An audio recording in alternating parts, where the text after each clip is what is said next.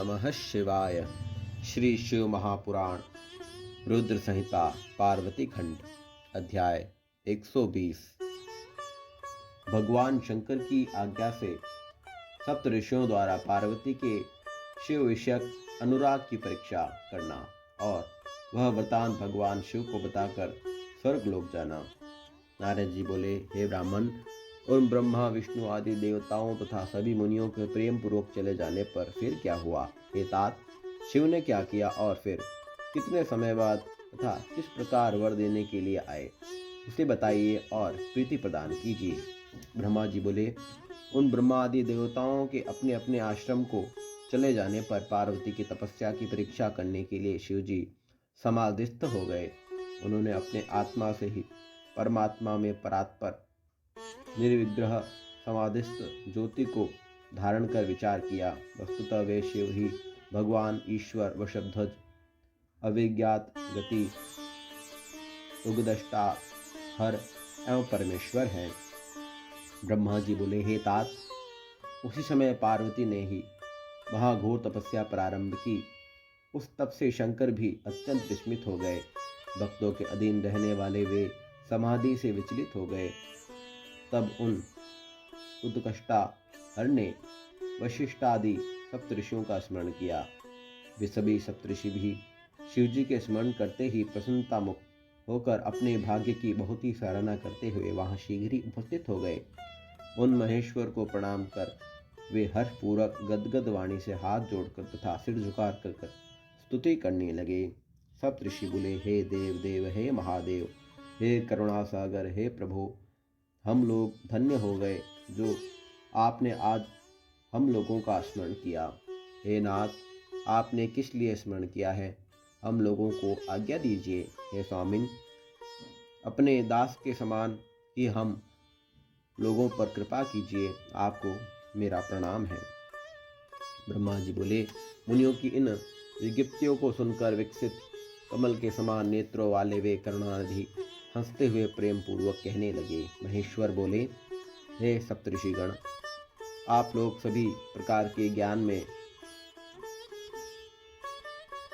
विचक्षण तथा मेरा ही हित करने वाले हैं। हे तात, मेरी बात शीघ्र सुनिए। समय गौर शिखर नामक पर्वत पर देवेशी पार्वती गिरिजा अत्यंत दृढ़ चित्त से तपस्या कर रही है। वे ऋषियों सखियों से सेवित उसने अपनी समस्त कामनाओं का त्याग कर बड़ी दृढ़ता के साथ मुझे अपना पति बनाने के लिए निश्चय कर लिया है। हे मुनिश्रेष्ठों, आप लोग मेरी आज्ञा से वहां जाइए और उसके प्रेम और दृढ़ता की परीक्षा कीजिए। हे सुव्रतों, मेरी आज्ञा है कि आप लोग उससे सर्वथा छलयुक्त वचन कहिए, इसमें संशय नहीं है। ब्रह्मा जी बोले, शिव जी की आज्ञा प्राप्त कर मुनिगण उसी समय उस स्थान पर गए जहाँ जगन माता पार्वती तपस्या कर रही थी। उन लोगों ने वहां साक्षात दूसरी तप सिद्धि के समान तेज से दीप्यमान और परम तेज से मूर्ति स्वरूपा पार्वती को देखा। हे सुव्रतों, उन सप्तऋषियों ने हृदय से पार्वती को प्रणाम करके उनसे विशेष रूप से सत्कृत हो विनम्र होकर यह वचन कहा। ऋषिगण बोले, हे शैलसुते देवी, सुनो, तुम किस उद्देश्य से तपस्या कर रही हो? तुम किस देवताओं को प्रसन्न करना चाहती हो और क्या फल चाहती हो, उसे इस समय बताओ। ब्रह्मा जी बोले, हे नारद, जब उन सप्तऋषियों ने इस प्रकार देवी पार्वती से कहा, तब वे सत्य तथा अत्यंत गोपनीय वचन उनके सामने कहने लगी। पार्वती बोली, हे मुनीश्वरों, मैंने अपनी बुद्धि से जो विचार किया है उसे आपके समक्ष प्रकट करती हूँ। आप लोग प्रेम पूर्वक मेरी बात सुने। हे विभो, आप लोग मेरी असंभव बात सुनकर परिहास करेंगे, इसलिए उसे कहने में भी मुझे संकोच हो रहा है, पर मैं क्या करूं, आप लोगों के पूछने पर कह रही हूं। मेरा यह मन बड़ी दृढ़ता से हठता पूर्वक दूसरे के वश में हो गया है और जल के ऊपर ऊंची दीवार उठाना चाहता है। सदाशिव ही पति हो, ऐसा मनोरथ लेकर देवर्षि नारद की आज्ञा प्राप्त करके मैं अति कठोर व्रत कर रही हूँ। इसमें मेरे मन रूपी पक्षी को यद्यपि पंख नहीं है, फिर भी यह हठपूर्वक आकाश में उड़ता चाहता है। करुणासागर स्वामिन शंकर मेरी उस आशा को पूर्ण करे। ब्रह्मा जी बोले। उनकी यह बात सुनकर वे मुनि गिरिजा का सम्मान करके हंसकर प्रेम पूर्वक मिथ्या तथा छल युक्त वचन कहने लगे। ऋषिगण बोले, हे पर्वतराज पुत्री, बुद्धिमती होकर कि तुमने व्यर्थ ही अपने को पंडित मानने वाले तथा क्रूर चित्त वाले उन देवर्षि नारद का चरित्र नहीं जाना है। वह नारद तो मिथ्यावादी और दूसरों के चित्त को भुलावे में डालने वाला है। उसकी बात सुनने से सर्वथा हानि ही होती है। उस नारद के संबंध में ही एक सुंदर इतिहास हम लोग कह रहे हैं। उसको तुम उत्तम बुद्धि से सुनो और प्रेम पूर्वक उसे अपने हृदय में धारण करो। ब्रह्मा के पुत्र दक्ष ने अपने पिता की आज्ञा से अपनी पत्नी के 10,000 प्रिय पुत्र उत्पन्न किए और उनको तपस्या में नियुक्त किया। तपस्या के लिए प्रतिज्ञा करके वे दक्ष पुत्र पश्चिम दिशा में नारायण सरोवर पर गए। नारद भी वहां पहुंच गए। उन नारद ने उन्हें मिथ्या उपदेश कर विरक्त कर दिया और उनकी आज्ञा से वह पुनः अपने पिता के घर लौटकर नहीं आए। यह समाचार सुनकर दक्ष अत्यंत व्याकुल हो गए। ब्रह्मदेव ने उन्हें धैर्य प्रदान किया। तदंतर उन्होंने पुनः 1000 पुत्र उत्पन्न किए और उन पुत्रों को भी तब कार्य में नियुक्त किया। वे भी अपने पिता की आज्ञा से वहीं तक कर लिए गए। पुनः नारद वहां पहुंच गए और उन्हें भी अपना उपदेश किया। उस समय उपदेश मानकर वे सभी अपने भाइयों के मार्ग पर चले गए और भिक्षावृत्ति में संलग्न हो गए। वे पुनः अपने पिता के घर नहीं आए। नारद के यह चरित्र हैं जो जगत में प्रसिद्ध हैं। हे शैलपुत्री, मनुष्यों को विरक्त करने वाले उन अन्य चरित्र को भी सुनो। मैं पूर्व समय एक विद्याधर था जो चित्रकेतु नाम का राजा हुआ। उसको भी उसी नारद ने उपदेश कर अपना घर सुना कर दिया। प्रहलाद को उपदेश देकर हिरण्यकश्यपु से नाना प्रकार के दुख दिलवाए। इस प्रकार वह उल्टा उपदेश देकर दूसरों की बुद्धि फेर देता है। इस नारद ने कानों को प्रिय लगने वाले अपनी विद्या जिन जिन लोगों को सुनाई है, वे शीघ्र ही प्राय अपना घर छोड़कर भिक्षा मांगने लगे हैं। वे नारद यद्यपि देखने में बड़े सज्जन लगते हैं, किंतु उनका मन मलिन है। हम लोग उनके साथ रहने के कारण उनका चरित्र विशेष रूप से जानते हैं। भौगोलिक के श्वेत वर्ण शरीर को देखकर सब लोग उसे साधु कहते हैं। फिर भी क्या वह मछली नहीं खाता? साथ में रहने वाला ही आप साथ रहने वालों का वास्तविक चरित्र जानता है। तुम तो परम बुद्धिमती हो, फिर कैसे उनके उपदेश में फंसकर मूर्खों की तरह इन कठिन तपस्या में लग गई? हे बाले, यह परम दुख की बात है कि तुम जिसे अपना पति बनाने के लिए इतना कठिन तप कर रही हो, वह कामदेव का शत्रु है और उदासीन तथा निर्विकार है। वह अमंगल वेशधारी करने वाला शिव निर्जल है। उसके घर का और कुल का आज तक किसी को पता नहीं है। वह कुवेशी भूत और प्रेतादि का साथ करने वाला, त्रिशूल धारण करने वाला और नग्न रहने वाला है।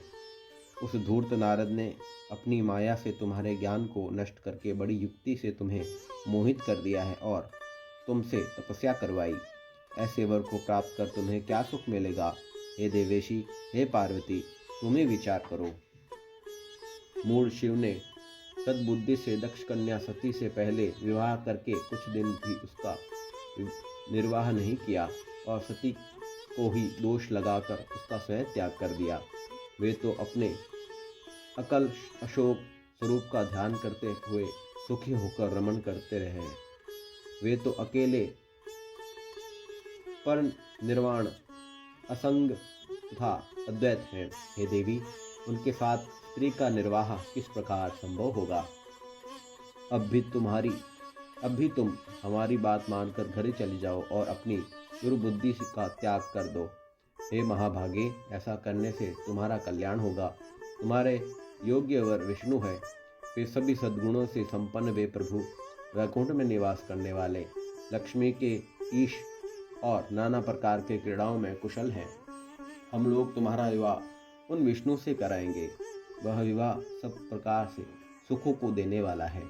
हे पार्वती, तुम इस प्रकार का हठ परित्याग करो और सुखी हो जाओ। ब्रह्मा जी बोले। इस वचन को सुनकर जगदम्बा पार्वती हंसकर उन ज्ञान विशारद मुनियों से पुनः कहने लगी। पार्वती बोली, हे मुनिगण, आप लोग यद्यपि अपने विचार से सत्य कह रहे हैं, किंतु हे द्विजों, मेरा हठ नहीं छूटेगा। पर्वत से उत्पन्न होने के कारण मेरे इस शरीर में काठिन्य एवं हठ का होना स्वाभाविक है। ऐसा अपनी बुद्धि से विचार कर हे ब्राह्मणों, मुझे तपस्या से मना मत कीजिए। मेरे लिए नारद जी का वचन सर्वथा हितकर है। मैं उनका परित्याग यद्यपि नहीं करूंगी। वेद वेता विद्वान कहते हैं कि गुरु का वचन कल्याणकारी होता है। जिन लोगों ने बुद्धि से यह निश्चित किया है कि गुरु के वचन सर्वथा सत्य है, उनको इस लोक तथा परलोक में सदैव सुख प्राप्त होता है। उन्हें कभी दुख नहीं होता है। जिन लोगों ने हृदय में विचार नहीं है कि गुरुओं का वचन सत्य होता है, उन्हें इहलोक और परलोक में दुख ही दुख होता है। उन्हें सुख कभी नहीं होता। ये ब्राह्मणों, गुरुओं के वचन का किसी प्रकार त्याग नहीं करना चाहिए, चाहे घर बसे अथवा उजड़े। यह हठ मुझे सदा सुख देने वाला है। हे मुनि सत्तमों, आप लोगों ने जो वचन कहा है उस विषय में संक्षेप में अपना विचार प्रकट करती हूँ।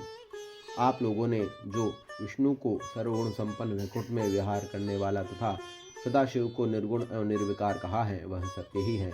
इस कारण मैं आप लोगों को बताती हूँ, शिव परब्रह्म एवं विकार रहित हैं। वे भक्तों के लिए ही शरीर धारण करते हैं। वे प्रभु सभी संसारिक प्रभुता दिखाने की इच्छा नहीं करते, अतः परमानंद शंभु अवधूत स्वरूप से परमहंसों की प्रिय गति धारण करते हैं।